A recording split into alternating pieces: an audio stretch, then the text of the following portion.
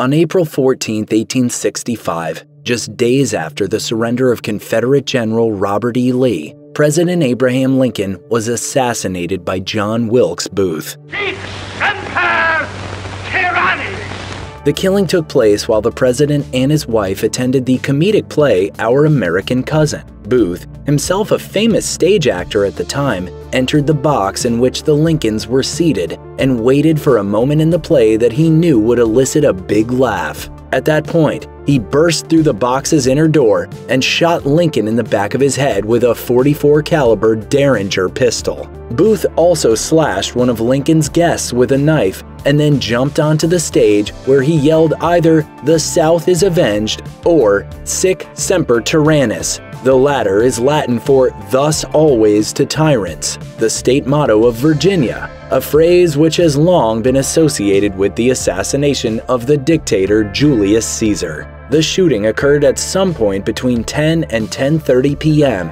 Booth quickly escaped from the theater, and the 26-year-old actor would not be located by federal troops until 12 days later. He died in the ensuing standoff. Lincoln, meanwhile, immediately fell unconscious in the theater. An army surgeon, Charles Leal, ran to treat Lincoln and surmised that the wounds were likely fatal. The president was carried to a nearby boarding house and observed throughout the night by Dr. Robert King Stone, Lincoln's personal doctor. Stone recorded the change in Lincoln's appearance throughout the night. When he arrived, Lincoln was breathing softly, and he hoped that this might mean his wounds were not mortal. But the president's respiration soon became more labored. Stone noticed that Lincoln's right eye was surrounded by discoloration and the pupil itself was dilated, while the left eye appeared normal. Throughout the night, however, the left pupil grew, and by the time of Lincoln's death, both pupils were equally enlarged. At one point, Stone made an unsuccessful attempt to locate the bullet by probing the wound,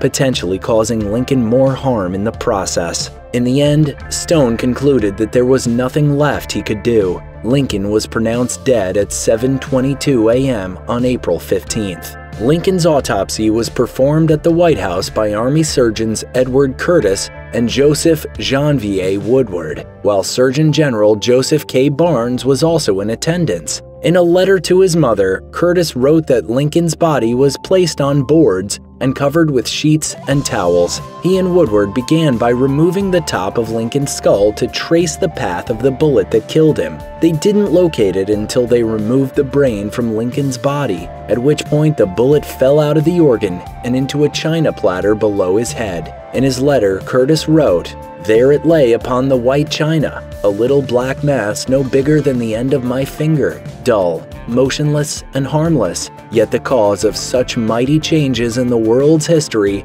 as we may perhaps never realize." In Woodward's autopsy report, the doctor noted that the bullet entered through the occipital bone, about 1 inch left of center and just above the left lateral sinus. The bullet lodged itself in the white matter of the cerebrum, damaging the left lateral ventricle in the process and filling the brain with blood. The track of the bullet was found littered with clotted blood and bone fragments, as well as fragments of the bullet itself. Externally, the area around Lincoln's eyes were discolored, and his eyes themselves were slightly bulging, which was the result of the buildup of blood in that area. When Curtis washed and weighed the brain, he found that it was of ordinary size and weight, apart from the areas that had been damaged in the shooting.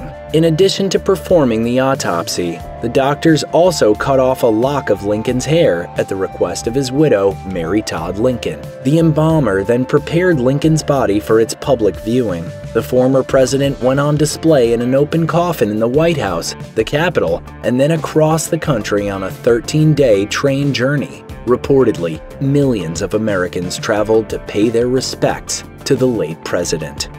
Check out one of our newest videos right here. Plus, even more grunge videos about your favorite historical figures are coming soon. Subscribe to our YouTube channel and hit the bell so you don't miss a single one.